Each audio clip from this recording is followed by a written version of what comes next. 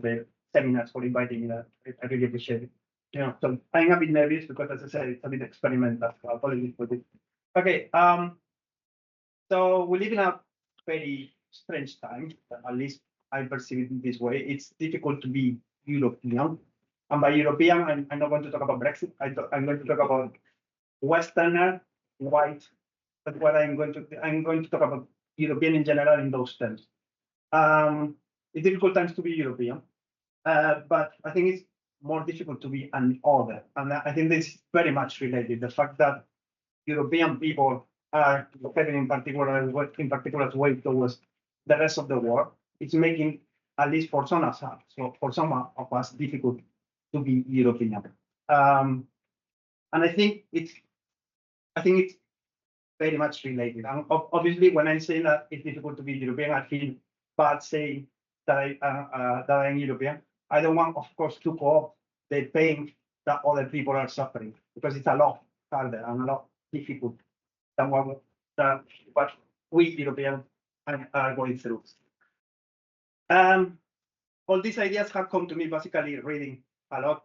As you know, before I left Leicester, even I was trying to find out ways to understand how Islamic people, Muslims, think about the world, so we can use those ideas about to do Islamic archaeology.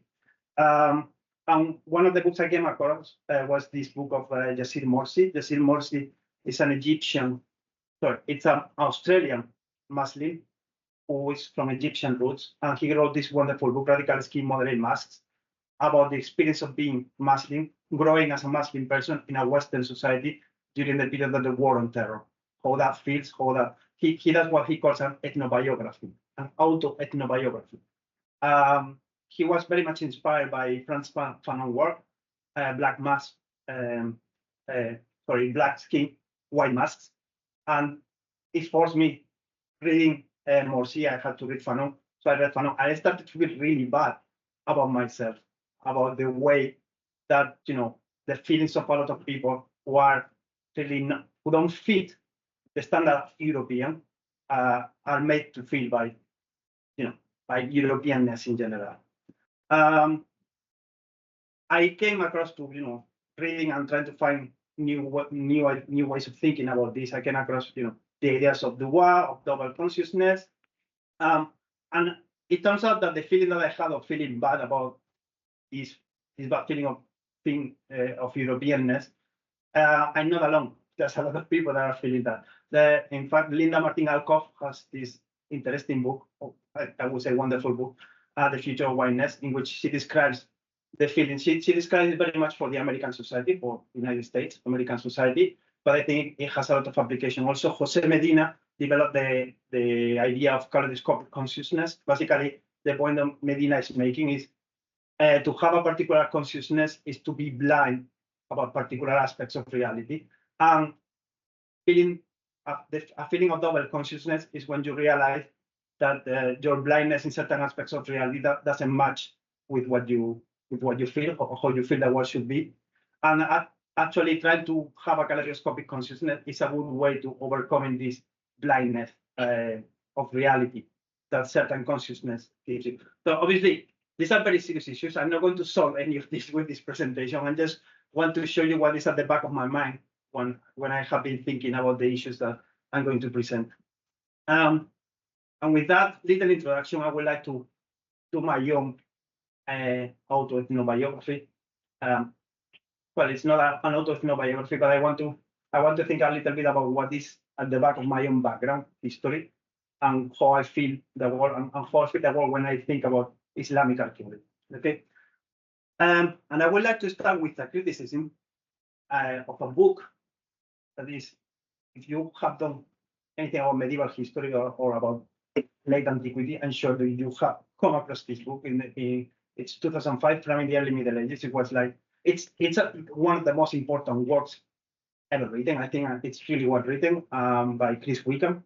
And when I'm going to criticize this book, I also want to highlight Chris Wickham is an incredible scholar. Is a person I really admire, and it has opened my eyes to a lot of things. But also seeing what he does, seeing what he writes, has helped me to realize some aspects of this blindness that we Europeans have about certain aspects. And this is why, when I'm saying weekend's provocation, I'm speaking about that in the most figurative sense. Weekend was not trying to provoke anybody, unless of anybody myself, which I know is important. But yeah, there are two aspects of this book that I'm going to criticize. I will come to this slide later, so I'm just going to focus on the first part, the first paragraph. So the book that Weekend wrote, it's a book about the transition between the late antiquity and the early Middle Ages. And in a way, the book provides an answer to an opinion that another scholar, Henri Pirenne, wrote in the early 20th century. And the idea of Henri Pirenne was basically, the book was called Muhammad and Charlemagne, and he was basically trying to explain that Charlemagne, which represented European civilization in the Middle Ages and later developments of European civilization, would have not been possible without Muhammad, without the Muslim world, without all the things that emerged. And in a way, Wickham was trying to say, that's not true. Pirenne was wrong in this point. The processes that have been happening that in late antiquity and that led to the Middle Ages will have happened more or less the same with or without Muhammad. Okay. And I'm not going to try to question the validity of this assertion or the validity of these processes. It might be very true, it might not be very true, but I can tell you that it's not true when you think, for example, about Spain, Spanish consciousness. The history of Spain would have not been the same if the Muslims wouldn't have been there for so long. In fact, the civilization of Spain, Al-Andalus, the Islamic civilization of Spain, has been defined as a lost civilization. So for starters, in this book by James Boone, an American archaeologist, he wrote it in 2007, and he entitled the book Lost Civilization. He was talking about Al-Andalus, the Islamic civilization of Spain and Portugal, but he took the expression of lost civilization from the work of another scholar, from the comments of another scholar, Miquel Barceló i Perelló. He was a philologist, historian, archaeologist. He was very polyfacetic. He was very much involved in politics. And he basically, in one congress, he made a comment that James would pick. And he basically said something like, Al-Andalus is a lost civilization. It's not lost in a jungle. It's not lost in a desert. It's not lost in a mountain. It's lost in our own history. And we have to retrieve that. And I think it's a very important way to approach the problem of Spanish medieval history, or actually a sort of Spanish double consciousness. Now, Spanish double consciousness, you could argue, has been there for a long time, since the beginning of what you can call the Spanish nation. The idea that there are two different ways of feeling about Spain, it has been very strong in Spanish culture. For example, you have this picture here of Francisco de Goya at the beginning of the 19th century, in which he tried to represent that kind of futile fighting between two different opinions about what Spain should be, or what the Spanish culture should be. And this has lasted for a long time. When I was a little child, the idea was that the main fight was among those who thought that Spain should be, should hold its own traditions, should hold its own history and be proud of it. Those will be the conservatives, and the progressives who thought that Spain should go European, should be more European, should adopt the values of the West, because Spain is a very backwards country. But it was not always necessarily like that. I mean, to be sure, the Spanish progressives have always looked into Europe as something as something that inspires them, but they also have looked in other places. And you have a lot of evidence in the Spanish culture that progressive people who wanted to change the country, wanted to explore new ways of being Spanish, or different ways of being Spanish. And a lot of these people will look into the Andalusi past. I was going to say Andalusia, but Andalusia refers to Andalusia, which is where I'm from. Al-Andalus is the whole Islamic peninsula, Iberian Peninsula. So these people will look to the Andalusi culture to see, to explore other ways of being Spanish. They were not claiming Spain is Al-Andalus, but they were claiming Spain is also Al-Andalus, besides everything else. So, you know, amongst others, you have the composer Manuel de Falla, the poet and writer Federico García Lorca. I chose these two because they're both very related to Granada, my hometown. So there's a pattern of people who are related very close to my own view. Another person I wanted to choose is Maribel Fierro. Maribel Fierro, she's still alive. I'm not going to divulge her age, but no, I'm not writing in her age there. Maribel Fierro, it's one of the most important scholars in Islamic history and philology. She's one of the editors of the last Cambridge Encyclopedia of Islam. And one thing that not many people know is that she was born in Moscow because her father was a Republican pilot that fled Spain after the Civil War, and he ended up in Moscow. So, you know, you can kind of imagine the kind of politics that she has. And the fact that a person like this with this political background thought that it was important to study Al-Andalus and Islamic culture and became so prominent in that field, I think it's important to have another example of, you know, what Islamic culture can stand for when you are coming from a certain background. You know, the idea that Islamic culture can help and explore parts of your own feeling in the world of you. I don't want to say identity, but if I say identity, I'm sure you know what I mean. And in fact, we certainly have a debate for that. I'm sure that, again, if you have look a little bit into medieval history of Spain, you will have come across the term convivencia.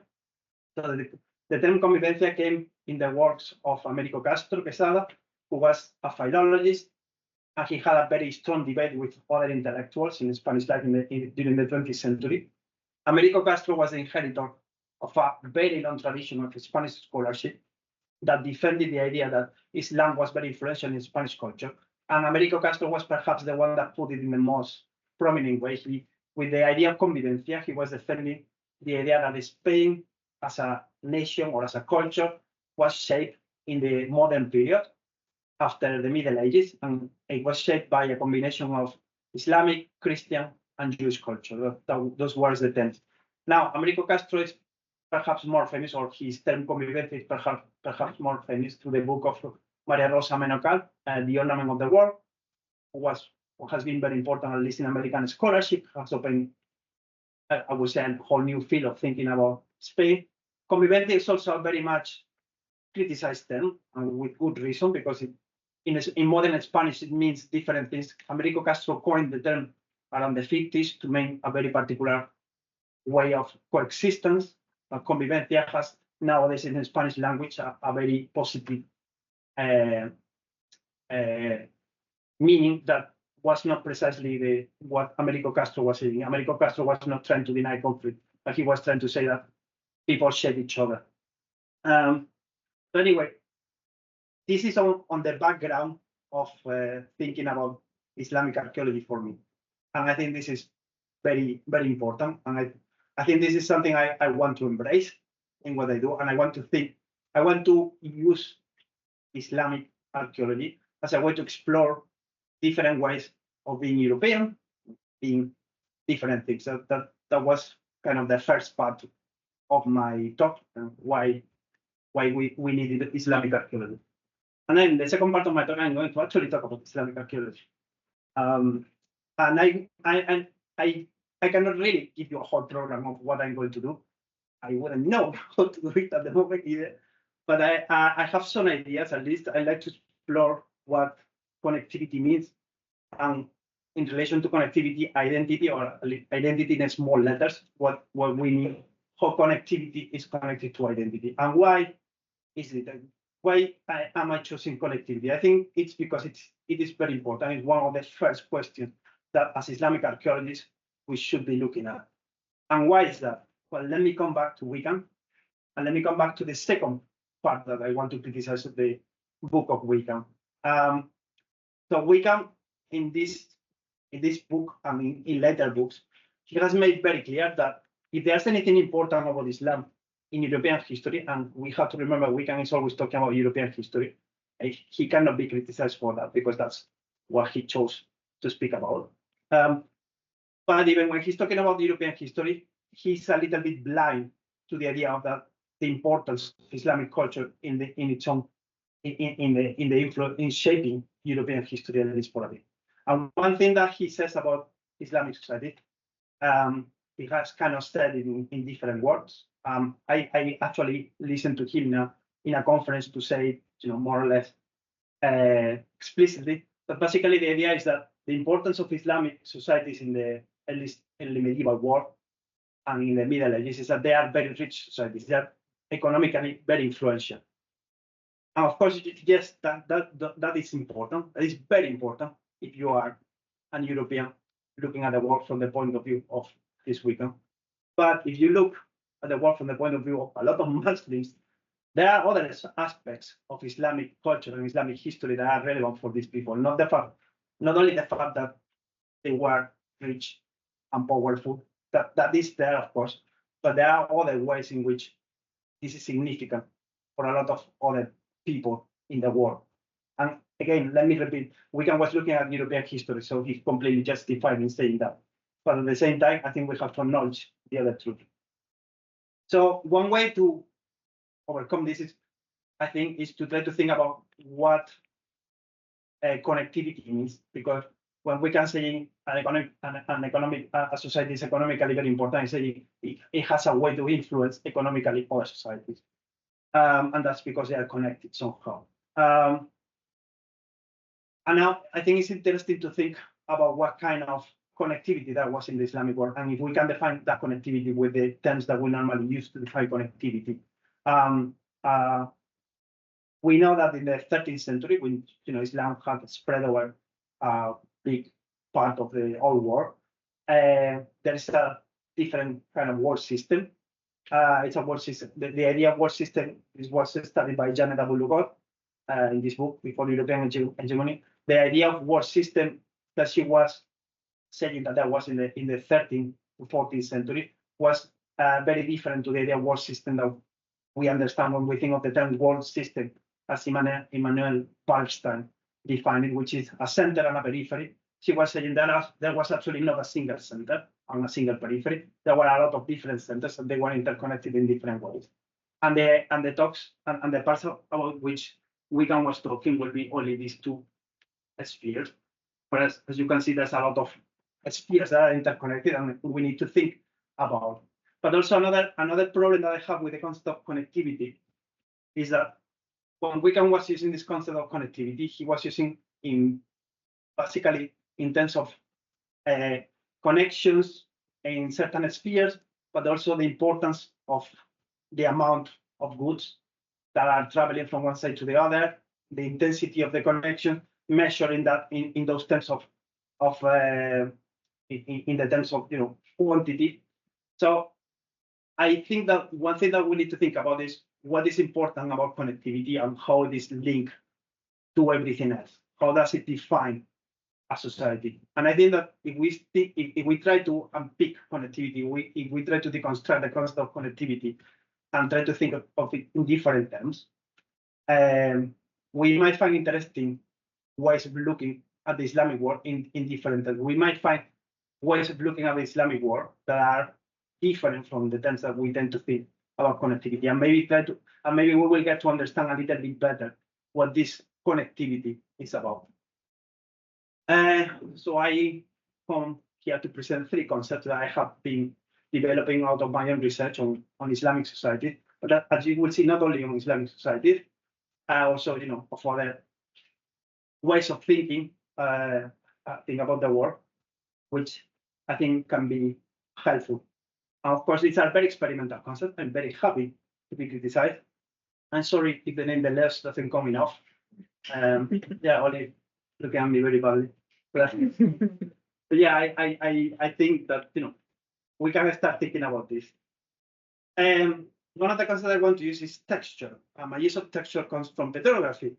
And I want to thank Ian Whitbread from his work on petrography that actually helped me to shape a lot about this concept. So when we talk about petrography, about texture in petrography, we tend to talk about how the different elements in a thin section, or actually in a piece of ceramic, are interrelated to each other.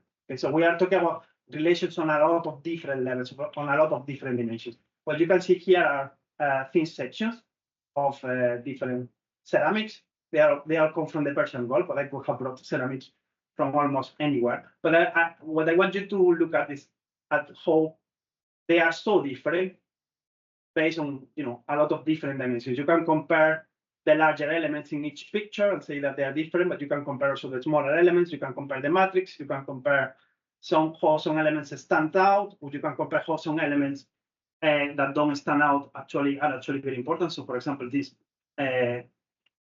pores here, which represent vegetable inclusions that are not there, but they were there and actually shape the pottery. So basically, the idea that texture is a way in which we need to think about connectivity, in the sense that we have to think connectivity as something at multiple levels, happening in a lot of different dimensions at the same time. And we have to find ways to define how that texture can be defined. And one idea that I have to think about texture is to try to use a concept that I presented in an EAA conference, and I took the time from Kevin's talk because he was talking after me, and I went over my time. Sorry about that, Kevin.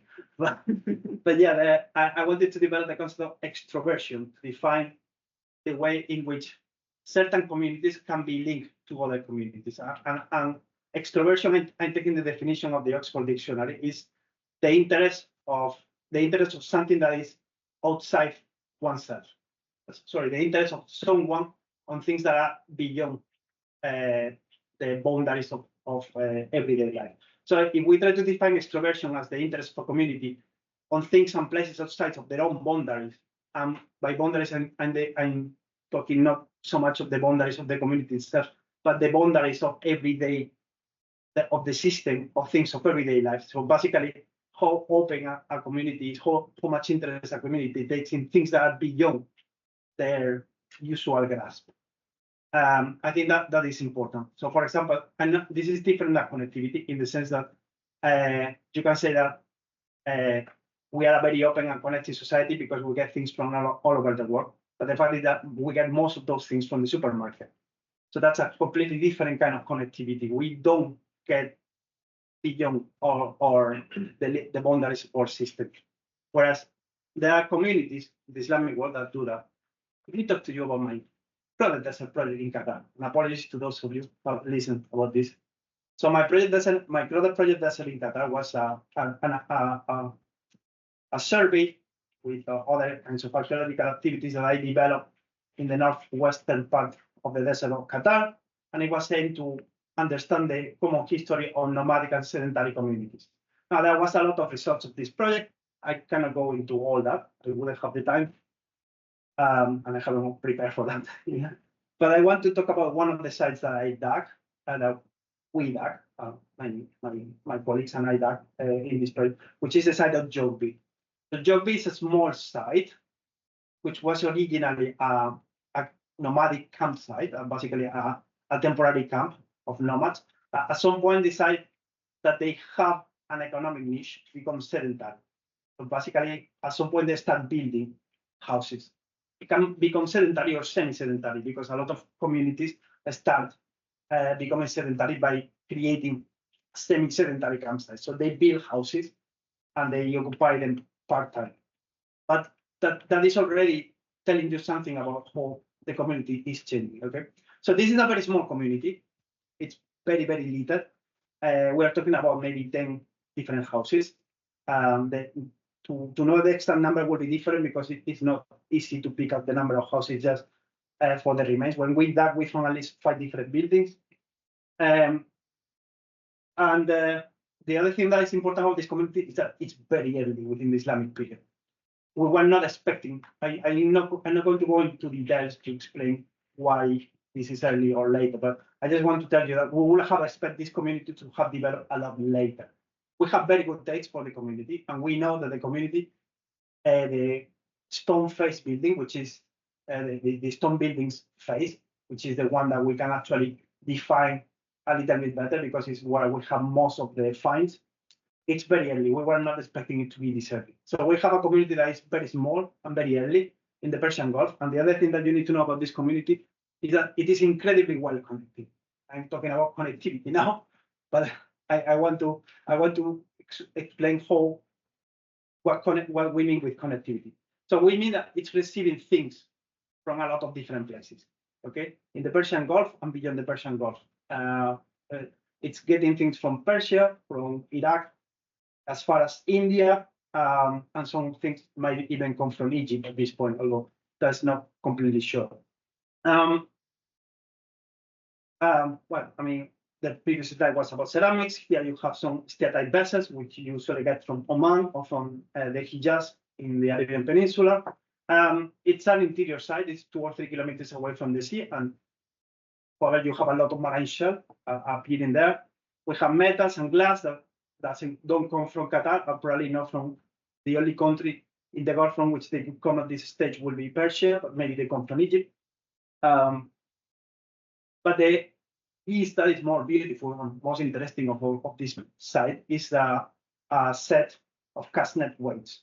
A cast net is basically a net, a very small net that you use to fish in shallow waters. You have an example of how to use it here. And we know that these weights were part of the same cast net, or at least they were threaded together. Maybe they were not in a cast net, but they were threaded together. Basically, because the way that we found them on the collapse of a wall and next to a nail, which means that basically, and we found them in a position that indicated that they have been threaded together. So this is a connected set of things. Okay, this is what is special about these net weights. Net weights are very frequent in the Gulf in all the period, but as far as I know, these are the only net weights that have appeared as a set altogether. And when you look at them as a set, it's very interesting because they are made from, most of them are made from different pots. One of them is made from stone, but the rest of them are made from pots.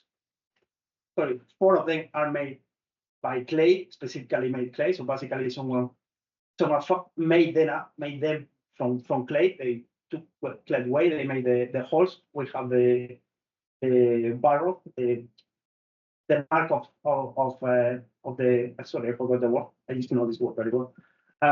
We have the mark that you get after making the hole in white clay, and then they put them in a kiln or an oven, and then they took it. But the rest of them, they are made from pieces of pottery. And these pieces of pottery come from a lot of different places. Okay, we have one that comes from Iran, this one here, one that comes from Qatar, which is glazed. These 5 come also from Qatar, not from Iraq. These 5 come from Iraq too, but from a different place. They are torpedo jars. And these 13 pots here, they certainly don't come from Qatar, and they don't look like anything. When you look at them in terms of petrography, they don't look like anything that we have in the Gulf. And the closest parallel, we need to check for sure, but the closest parallel to the kind of clay and fabric that we have for these pots, it's from India. Now, this is really interesting because this means that when the people, this community, Jogbit, wanted to make a cast net, they took materials that came from all over the place. I think this is a good example of what I was saying of, extroversion, in the sense that these people thought that they could use the refuse of other pots to make something new. And the fact that they have so much refuse from other places, I think is interesting in the sense that this is a very open community, and this is a community that lets things coming from outside to define them to a large extent. Now, the second concept I wanted to come is creative confusion. Creative confusion is an idea that I take from this book from Shahar Ahmed. If you have talked to me for more than 15 minutes in the last 2 years, very likely that you have heard me talking about Shahar Ahmed at some point. And basically, the book of Ahmed, it's a book that tries to define Islam from a completely different point of view. A little bit of what I'm trying to do here with a lot more success, probably. But he does it with Islam. And he tries to define Islam away from Western European ideas, which are too much focused on normativity and too much focus on uniformity and too much focus on orthodoxy. And he tries to define Islam as something that is what people make.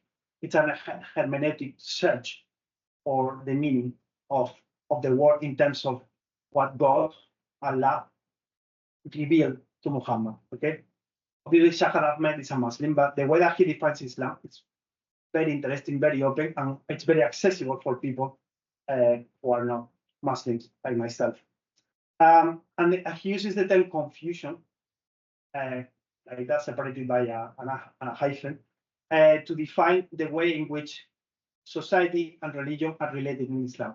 To put it in more or less his own terms, they are not separated. There is a great level of confusion, but this confusion is not confusing at all. It's basically the way in which the two spheres that we Westerners tend to separate are interrelated to each other.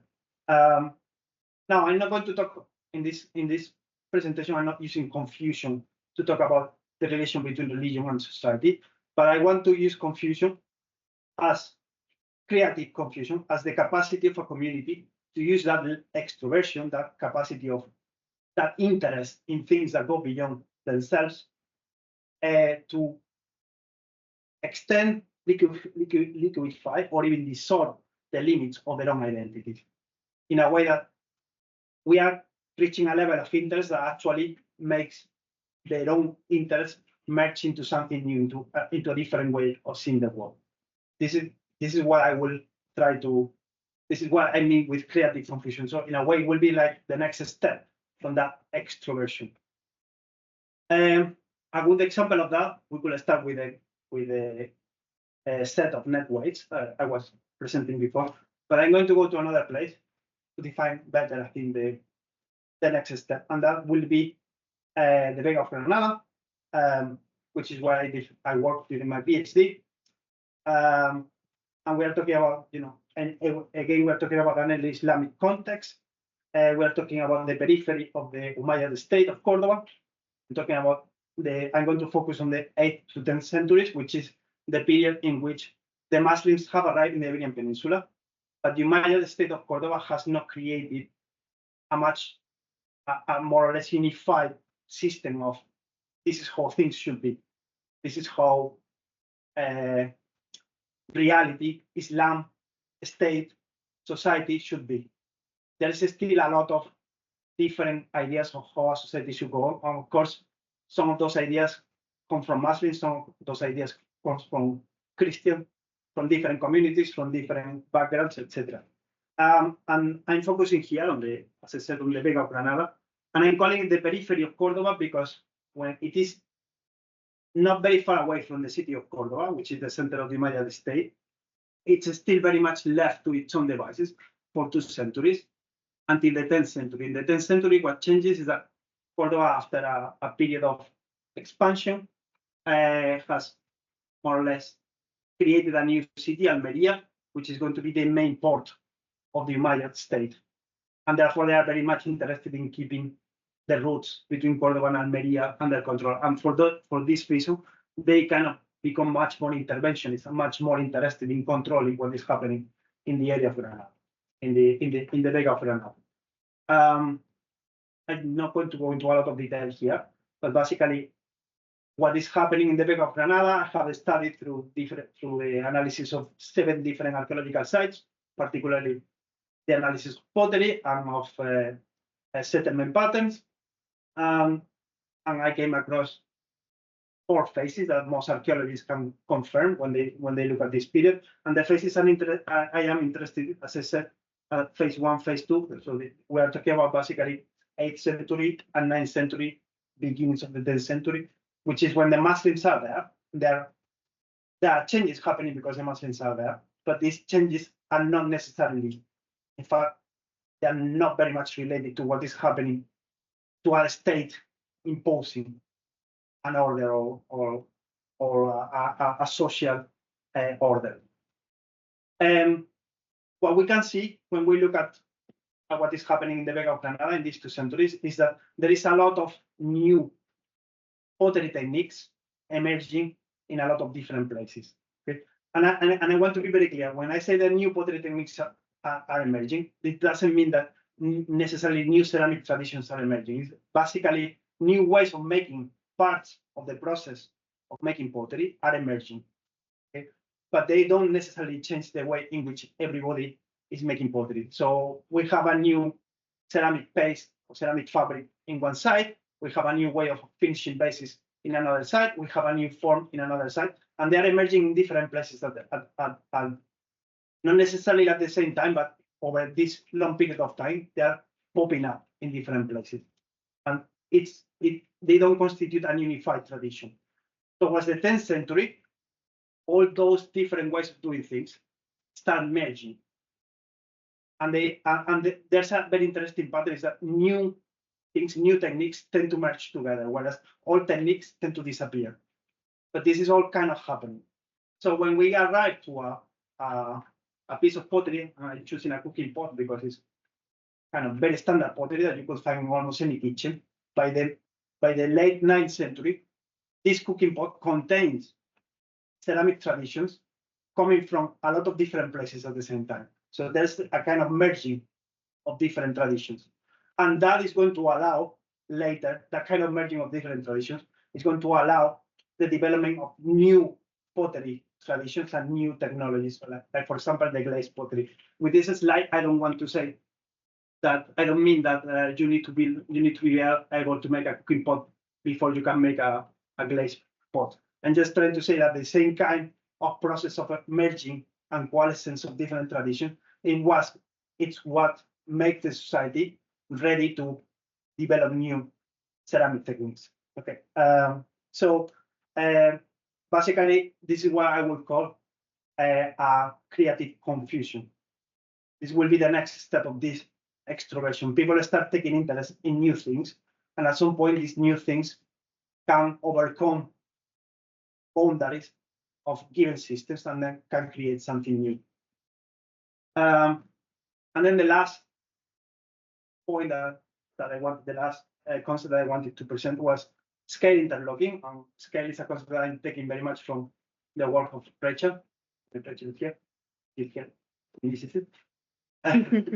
So yeah, when the book of Rachel, really interesting, obviously. But one of the things that really struck for me, stuck on me, was the idea of scale and how important the idea is when you are thinking about change at different levels.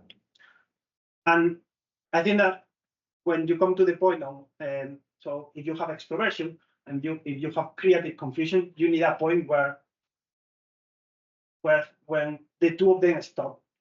And I needed to think about that point. So why does the extroversion stop? Why does extroversion reaches a limit? And why does creative confusion reaches a limit? Why don't keep things fusing together? And I think the best way to think about that is how it's when basically different scales of connectivity get interlocked, so get together, and basically make further change difficult or impossible, at least in a certain levels. And this is why, for example, when you have a textile and you pull the textile, basically the threads hold to each other and don't allow new changes. All this is basically what you also when you are looking at ceramic fabrics. The ceramic fabrics are actually a very delicate structure that is held together by a matrix, by a lot of inclusions, and also by the shape of the pot. And this is what makes the ceramic fabric stuck together, because independently, none of those things will stick together. So basically, this is what paralyzes the possibility or stabilizes the possibilities of connectivity. This is what I will be suggesting. To explain this, I would like to go back to the Vega of Granada.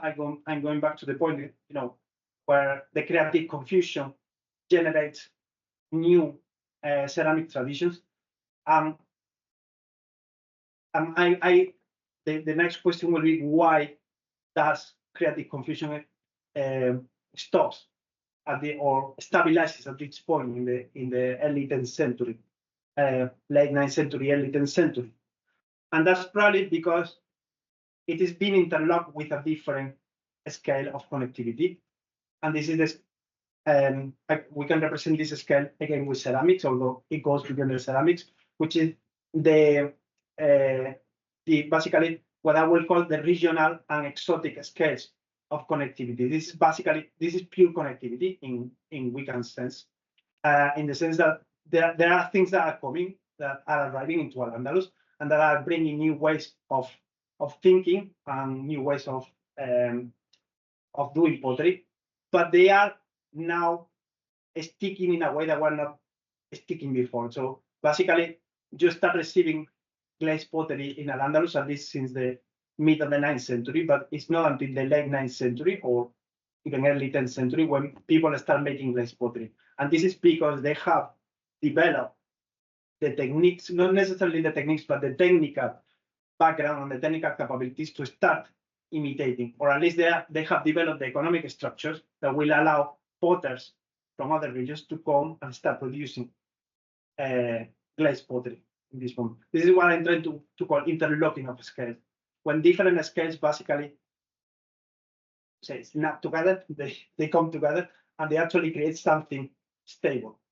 But at the same time, that can paralyze the processes of extroversion and the processes of creative confusion, because basically everything fits in place, and that is the end of the other processes. So yeah, this is what I was trying to explain. But basically, I'm sorry, I realized I didn't translate the Islamization of the ceramics in the Vega of Granada. It's not difficult. Okay. Yeah, sorry, I am using a slide ready for it, and I forgot to translate. But basically, you have a local level of development of new technologies between the 8th and the 9th century, and a regional and exotic level, you have sustained growth on long distance connections. But between the later 9th century and the early 10th century, these three scales interlock. They basically switch and connect together in a way that makes these changes stable. And I think this is part of the developments that we see, an important part of the developments that we see in Al-Andalus until between the 7th, 8th, 9th, and 10th century. Okay, so basically, and reach the conclusions. So this is at first a very quick attempt to define some concepts in Islamic archaeology that can be used to define the Islamic society in its own terms. And now I'm very aware that, and this is why I'm writing in their own terms in between inverted commas, because I'm not using the terms of Islamic societies, but at least I'm using terms that don't come necessarily from European ways of looking at the world. I'm trying to define new concepts. And at least at the level in which I'm looking at, which is the level of early Islamic societies, the expansion of early Islamic societies, Islamization, which is, I wrote a book about it, this study highlight the possibilities of looking at connectivity in different ways. But again, this is all based in particular case studies that I know very well. I don't know how well they will work in other contexts. I don't know how properly Islamic these concepts they need to be. I have not been thinking about the extension of the concept on the concepts of the concepts when I was thinking about them. I was just trying to define new ways of thinking about connectivity that could be helpful for me to understand what is going on. But yeah, this is basically the end of my presentation. Thank you for the attention. I also wanted to thank the School of Archaeology and Antiquity for providing. Okay, fine. That's fine. It provides a very welcome relief. So yeah, I wanted to thank the School of Archaeology and Ancient History for providing during all this year a texture where I could be extroverted and interlock scales with, people in all these new years. Thank you very much for your attention.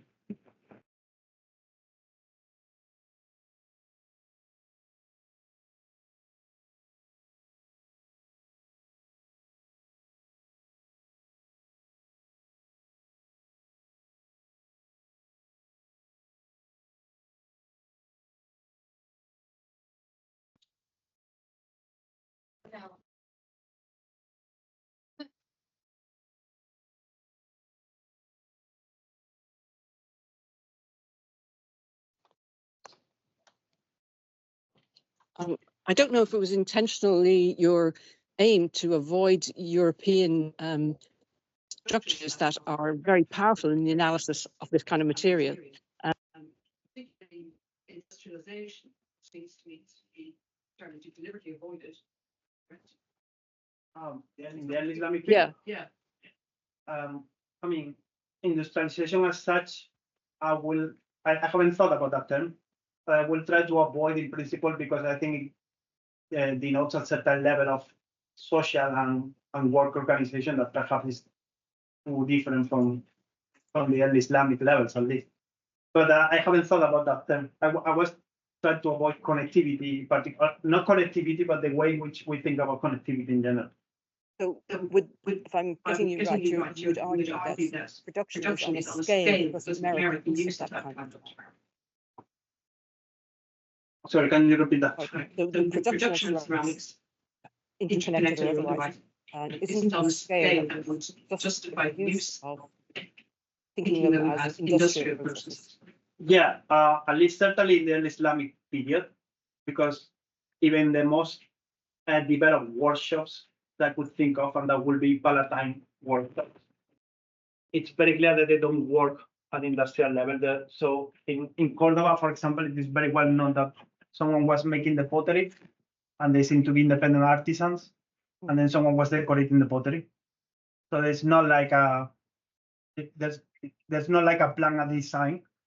It's like very much each part of the process is left to their own devices. But again, it is not something I'm thinking, for example, for the Vega of Granada or for Qatar. So. Right, I just leave that in the room if people have ideas about whether we talk about flint industries, which aren't industrially produced things, I think. About which kind of flint industries? Flint industry. Yeah, yeah.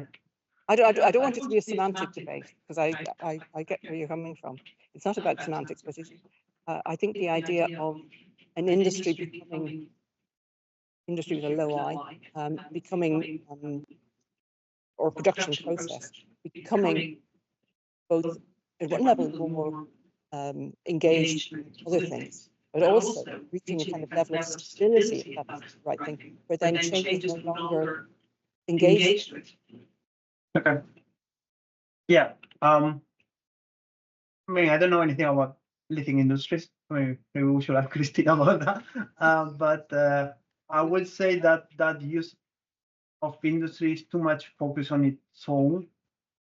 And the approach that I'm trying to expose here is basically that different levels, different scales of connectivity matter, because they are what, at least in this case I'm looking at, they are what guides the moment in which change stops. And I have to say, change doesn't completely stop, but this moment of creative change where a lot of things are happening, and then suddenly they all got streamlined somehow, it's because different scales are coming together.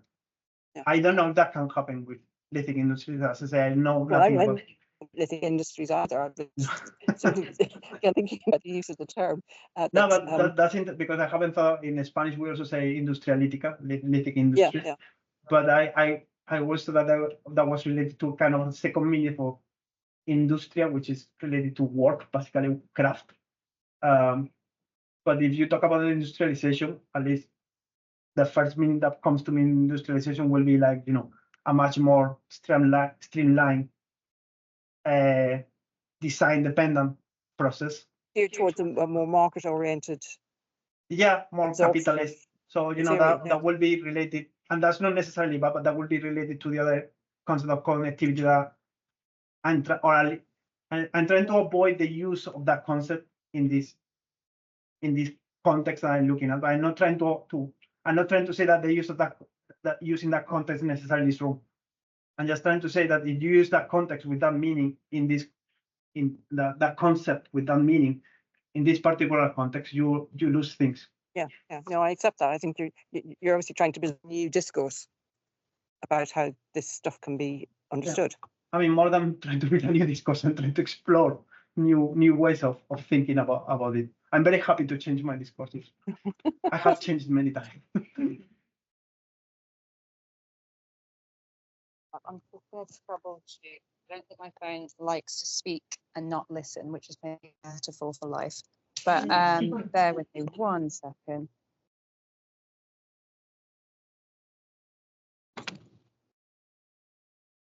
We'll do our best with. Where was the other question? Sorry. In the corner over there. Okay. We'll get a bit of feedback. Yeah, thanks for that, Jose. I was actually thinking a lot about the, that's really a lot. And it doesn't sound like my voice at all.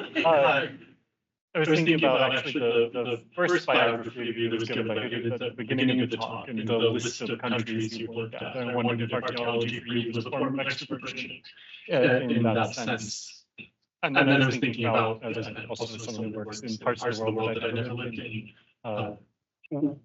whether extroversion helps you think about how we navigate the risks of doing archaeology in contexts that we weren't born into. And is there a dark side to extroversion, things like that? Absolutely, there's a dark side to extroversion. I mean, yeah, that's a really good question that I was actually thinking.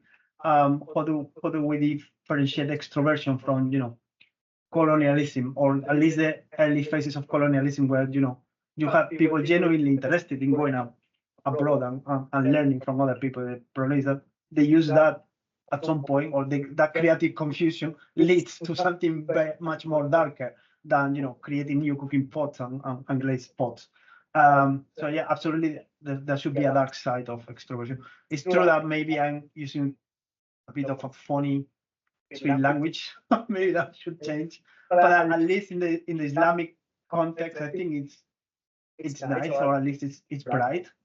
Because it kind of, maybe that's related to my ethnobiography. It's related to that quest for an alternative way of being in the world.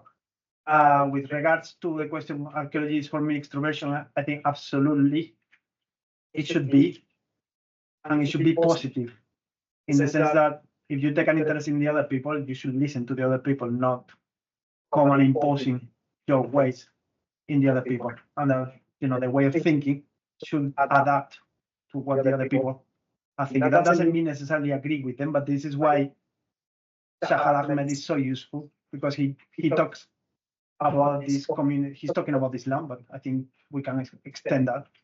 He's talking about this community of people who have the same intelligibility, but that doesn't mean that they agree on everything. In fact, sometimes they have completely different opinions, but they understand what each other mean. And I think that's important. Yeah, I don't know how to reply to your answer better than that. I think it's a real challenge. Thank you. Thank you for the question. The question, 2 questions. Hi, Jose. Good to have you back. Thank you for that really interesting talk. I was interested in going back to extroversion again, and something you talked about a lot as well, which is boundaries, and how extroversion seems maybe like syncretism or concepts like realization presupposes an original kind of purity anyway. When you show like small communities like you showed in the slide, the people who made those fishing nets and all the different types of pottery that they were encountering in their daily lives, their trade networks and things like that. Is there a sense of the original kind of pure cultural identity that people are extroverted from? And maybe the term extroversion suggests that there is, and that's what you kind of wanted to get away from. So I'm just thinking of boundaries and original forms which are somehow changed by code confusion and extroversion in these processes, but it does assume that original position in the first place. Yeah, thank you. That's a really good question. I definitely had not thought of that, but my first answer to that will be that there's certainly an original concept, but that's a prism. At least, from a positive point of view of extroversion, like, people are born in a context and they learn to live in a context. But extroversion is precisely the cultural or personal attitude. I'm not sure which one, that basically asks people to move. People feel that they should move forward beyond those limits that are given to them by their historical context. And I think that is part at least in the Islamic period, that is part of what Islam does. It kind of puts a lot of people suddenly out of the boundaries in which they were. And sometimes they would do it because they want to do it. Sometimes they would do it because they are forced to do it. But there's like this, at least in the Iberian Peninsula, you see there's like these 2 centuries in which there's a lot of change. It's like people are not happy with where they are. They want to be something different, or they want at least to push the boundaries to see how far they can get. And I think, in a way, that's also what you see in Qatar. Like then, these nomadic people are, they should belong to a very little world, and yet they are expanding themselves or expanding the reach all the time. So yeah, there's an original context, but I think it's like a prism, at least from the point of view of extroversion. It's something that you want to get over. I wouldn't say that it's the same original containment for everybody in the. I mean, the community of the nomads of Jogbe, for example, will have changed a lot, if not because they only lasted for probably less than 100 years, maybe even a generation. But even so, that they changed because they were nomads, suddenly they become sedentary, and suddenly they disappear again. So that's a big change. The last question from Oli. Oh my God. Sorry.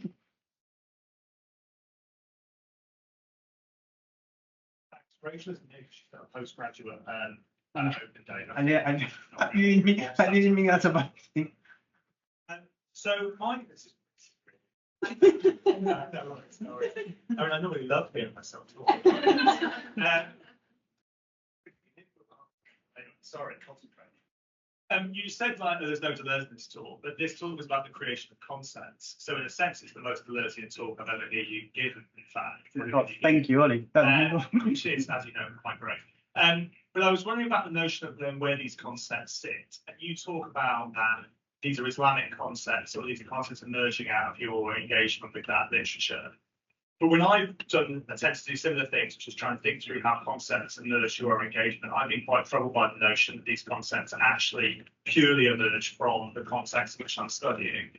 And is it the case that we might be better off thinking about these concepts as the kind of emergent products of that active engagement, and they're emergent from an assemblage, if you like, of you and the literature on Islam you've read, and on the archaeology and all those sorts of things? And that move, which parallels the way in which Viveros de Castro talks about his concepts emerging out of both him and Deleuze Otarian philosophy and Amarinthian concepts, gives us this kind of space for these concepts to occupy, where they don't have to be, they're not authentically Islamic, but nor are they simply imposed on the data by you.